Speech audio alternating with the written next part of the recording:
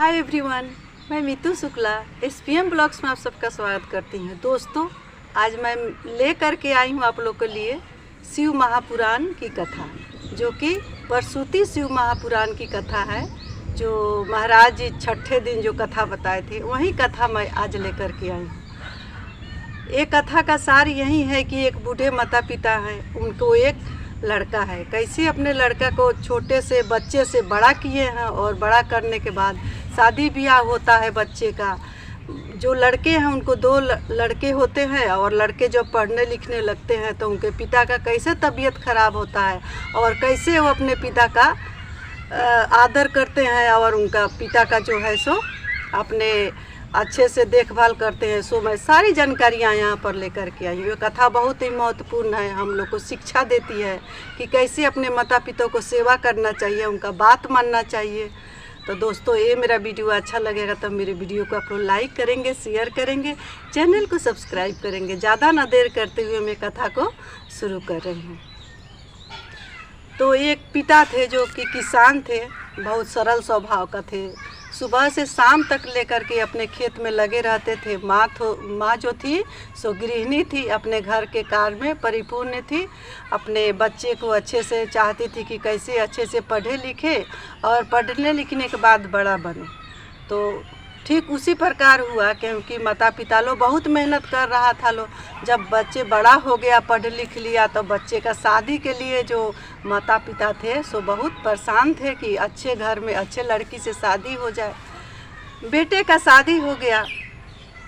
बहू आई घर में तो बहुत अच्छी थी, अपने सास ससुर का अच्छे से देखभाल करती थी, खाना पीना बनाती थी, पति का भी देखभाल करती थी और अच्छे से रहती थी। रहते रहते बहू को एक संतान का प्राप्ति हुआ। फिर कुछ दिन के बाद दूसरा संतान का प्राप्ति हुआ। बच्चे बड़े होने लगे। जो किसान थे बहुत खुश हुए। अपने पोते पोती का जो था सो बहुत अच्छे से वो प्यार करते थे और अच्छे से देखभाल करते थे। कुछ दिन होते होते जो किसान का था ना, बहुत धूप में काम किए, उनको धूप लग गया, लू लग गया। यही गर्मी का दिन था। किसान बीमार पड़ गए। बीमार पड़ने के बाद उनको खांसी का इतना जोर खांसी उठा कि खांसते रहते थे। अब बच्चे जो था, किसान का पोता पोतिया कुछ बहुत बड़ा हो चुका था, वो सब का पढ़ाई लिखाई भी शुरू हो चुका था। घर में टीचर आता था पढ़ाने के लिए। तो किसान जो थे सो खांसते रहते थे, बच्चे को पढ़ाई में डिस्टर्ब हो जाता था। बहुत परेशान रहने लगी कि खांसते हैं पिताजी तो पढ़ाई नहीं हो पाता था। जब बेटे आते थे काम से तो बोलती थी कि आपका पिताजी इतना खांसते हैं कि बच्चे को पढ़ाई में डिस्टर्बेंस हो जाता है। जो बेटा था सो सुन लेता था और इस बात को अनसुनी कर करके चल जाता था काम पर।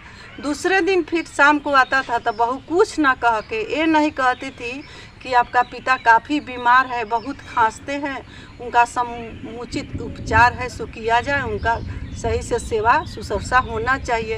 ये ना कहते हुए ये रोज़ यही बात कहती थी कि पिताजी खांसते हैं और टीचर आता है पढ़ाने में, बच्चे लोग को पढ़ाई में बहुत ज़्यादा डिस्टर्ब हो रही है, बच्चे लोग सही से नहीं पढ़ पा रहे हैं। इस तरह से रोज़ कहती थी। रोज़ बेटा जो था सो सुन लेता था, फिर चढ़े जाता था, क्योंकि पिता का तो सब किसी को रहता है, लेकिन एक समय ऐसा आता है कि पत्नी के बस में हो जा कर के कोई बेटे हैं सो अपने माता पिता को अनदेखा कर देते हैं। एक दिन का बात हुआ, जब आया बेटा कमा करके, बहू बोली कि आपका जो पिता का है सो इतना खांस रहे हैं कि मेरा बच्चा सबका पढ़ाई नहीं हो रहा है ठीक से, आप इनको पीछे जो सर्वेंट रूम है उसमें शिफ्ट कर दीजिए, नहीं तो मैं यहाँ से अपने मैके चली जाऊँगी अपने बच्चे को लेकर के। अब ये बात जो बहू बोली तो बेटा तो सासू सोचने लगा कि अब आगे मैं क्या करूं। फिर अपने पिता से बोला कि पिताजी आप खांसते हैं तो यहाँ पर पढ़ाई जो है बच्चे लोग का नहीं हो पाता है, आप लोग माया और पिताजी आप लोग दोनों आदमी सर्वेंट रूम में चले जाइए, पीछे वाला रूम में। वहाँ पर मैं कॉल बेल लगा दूंगा, पानी का ज़रूरी होगा या खाना का ज़रूरी होगा, दवा का ज़रूरी होगा, आप कॉल बेल वहाँ पर बजाएंगे तब तो हम लेकर के पहुंच जाएंगे, या जो बहू है सो लेकर के पहुंच जाएगी, बच्चों लोग लेकर के पहुंच जाएंगे। इधर बच्चे लोग का भी पढ़ाई लिखाई अच्छे से होगा। पिताजी कुछ सोचे और बोले कि ठीक है बेटा, ये बहुत अच्छा बात है, क्योंकि बच्चा लोग का पढ़ाई लिखाई डिस्टर्ब हो जा रहा है। माता पिता को पीछे रूम में शिफ्ट कर दिया। पीछे रूम जाने के बाद माँ भी बीमार होने लगी, पिता भी बीमार होने लगे। जब कॉल बेल बजाते तो पिताजी पानी जाता, खाना जाता, उनका दवा जाता। एक दिन के बाद क्या हुआ कि ना उस दिन खाना गया ना पानी गया। पिताजी का काफ़ी तबीयत खराब था, बहुत ज़ोर से खांसी आई। कॉल बेल बजाए पिताजी, लेकिन कोई नहीं सुना, कोई नहीं गया। पिताजी को लास्ट में इतना देह में बेचैनी हुआ, शरीर में बेचैनी तपन बढ़ा कि अपना बेड से बिस्तर से नीचे गिर गए और गिर करके वहीं पर पड़े हुए थे। शाम हुआ, जब बेटा आया ऑफिस पूछा कि क्या हाल है पिताजी को, आज खाना गया पानी गया। पत्नी बोली कि आज तो पिताजी कॉल बेल बजाए ही नहीं, तो आज कुछ नहीं गया। जब बेटा आकर के देख रहा है कि पिता गिरे हुए हैं बिस्तर से नीचे और माँ भी करा रही है, तो नीचे से उठाए, पिता को ऊपर बैठाए और बोले कि पिताजी आपको कॉल बेल क्यों नहीं बजाए, कॉल बेल बजाना चाहिए। पिताजी बोले बेटा मैं तो कॉल बेल बजाया था, लगता है कि चूहे ने कुतर दिया है, जो तार है उसको चूहे ने कतर दिया। इस तरह से पिताजी बोले और बेटे ने बिस्तर पर ले गया और सुलाया। उसके बाद पानी के ले गया, तब तक पिताजी का दम टूट गया वहीं पर। जो माँ थी जो थी से बहुत बीमार थी, वो भी कराह रही थी। पिताजी के जाने के बाद माँ भी काफ़ी दुखी रहने लगी। उसके बाद जब उनका 10वां दिन आया तो सब घर को साफ़ सुथरा लोग करने लगा। उसके बाद जो इनका जो बेटा था पिताजी का, सो क्या किया, जो कॉल बेल था उसको ले लिया और तार था उसको ले लिया, पॉकेट में रख लिया। बेटा बोला कि तुम किस लिए ले रहे हो ये तार को, ये कॉल बेल को। बेटा ने अनसुनी कर दिया। फिर माँ बोली कि बेटे तुमको इसका क्या ज़रूरी है, ये सब तो बाबा का बरखी हो रहा है, तो ये सब 10वां दिन है, इसको सब साफ़ सुथरा करना है, तुम इसको किस लिए ले रहे हो, इसको तो सब बिगा जाता है, इसको सब हम लोग कूड़ा में चला जाएगा।